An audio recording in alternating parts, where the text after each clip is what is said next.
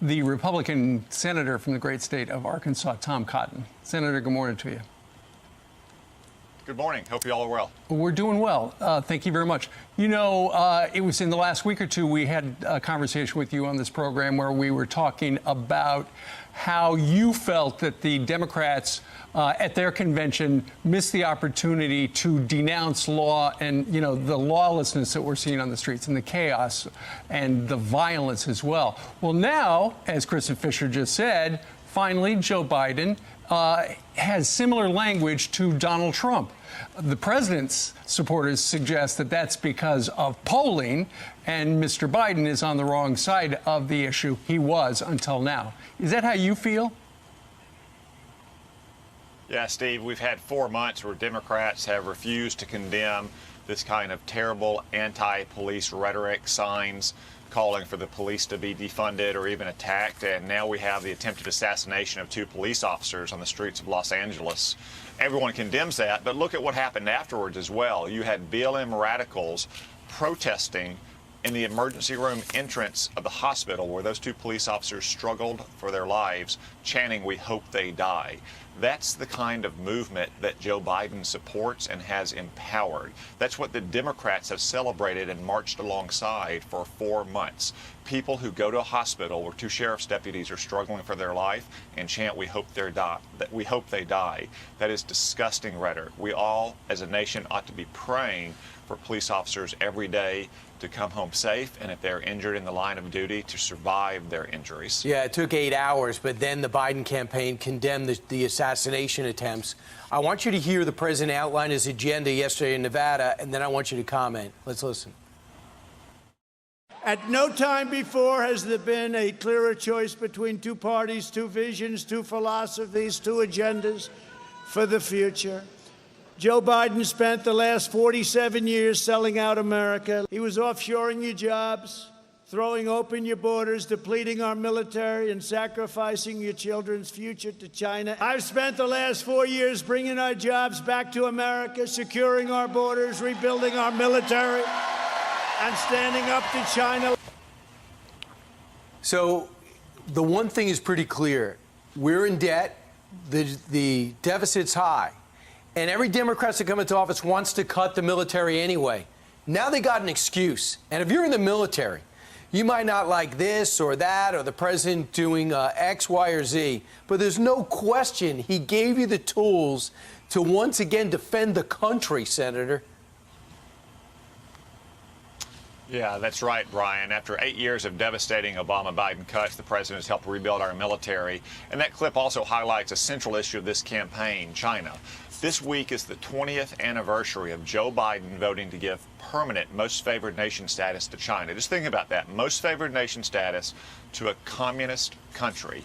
And over the last 20 years, that decision supercharged the loss of American manufacturing jobs. And Joe Biden just defended it last week. That's why I'm introducing legislation this week that would repeal permanent most favored nation status and require the president and the Congress to decide on it annually. So just to take something from the last couple months, let's say China shoots missiles at our ships in the Western Pacific or cracks down on Hong Kong, then we would be able to say each year we are not going to renew most favored nation status for China. Joe Biden supported that 20 years ago. Joe Biden supports it now. Joe Biden will continue to send our jobs to China if he's the president.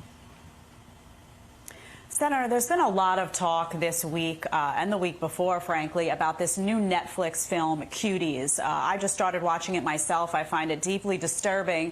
You've been a leader in urging the DOJ to investigate it. What's the latest on that, and what do you hope to achieve? Yeah, last week, Jed, I recommended the Department of Justice investigate Netflix for distributing child pornography. If you see the footage from this movie, it's pretty obvious to me that it comes close to, if it doesn't cross the line, into distributing child pornography under federal law. The images that you've all seen are very disturbing. There's no need for such images. I know the left and Netflix and Reed Hastings defend this as some kind of social commentary against the sexual exploitation of children. I find it very peculiar kind of commentary, though, that uses sexual exploitation of children to comment against it, when in reality they're simply giving more images to child predators and to pedophiles across the country. Senator, let's shift gears and talk a little bit about what probably will be the biggest TV show of the week, and that is the season premiere of 60 Minutes last night. Bob Woodward sat down with Scott Pelley. A lot of the headlines we've already heard. The big one, though, was that just as the pandemic got going, the president had heard from his advisors it was going to be really bad, and he downplayed it. And then at the conclusion of 60 Minutes, Bob Woodward, who is, he's been a straight line reporter, made an editorial judgment, and he said that Trump is the wrong man for the job. What do you make of how Americans are going to watch that show and try to figure out what it all means to them? I think this is just more of the media wing of the Democratic Party trying to attack the president 50 days before the election. Look, no one was ringing the alarm about the coronavirus before me. In the Nancy Pelosi and Adam Schiff-driven partisan impeachment in January, it was hard to get a word in edgewise in Washington. I was telling anyone that would listen that this virus was deadly and that we needed to take immediate action. Mm-hmm. That included the president in mid to late January. And what did he do? On my advice and the advice of his advisors, he immediately shut down travel from China. What did Joe Biden do? He condemned that decision as racist and xenophobic. That just goes to show you what they both viewed at the time, back when so few people, or when very few people understood how dangerous the virus was or what action should be taken.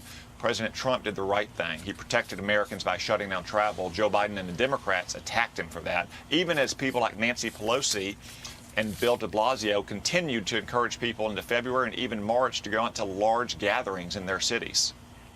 So Scott Gottlieb kind of blew me away yesterday on Face the Nation. And, he's an outsider. He has insight, and he's respecting the administration. But he's been critical of the administration. And he just sobered everybody up, took politics out of it, and said, look, I was calling the CDC. I was saying, are you sure we're looking at this in the right way? Are you sure you're treating this as a flu? What do you mean it's not here? Are you sure it's not here yet? And he said the president has to count on his science people.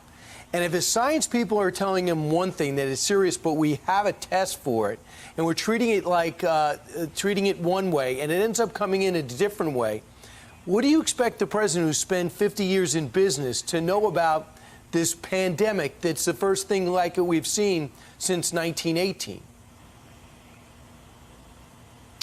Yeah, Brian, I think Scott was right about that. Dr. Fauci has even said that he didn't hear any discrepancy between what the president said publicly and what the president said privately at the start of the pandemic. And Dr. Fauci and many of our other public health professionals were recommending against mass usage as late February and early March. They later reversed that as more evidence came to light. But the president was acting on the best advice of his advisors as early as January. I can tell you because I was part of those conversations about banning travel from China. Senator Tom Cotton, thanks for being here with us this morning on Fox and Friends. Always a pleasure to have you.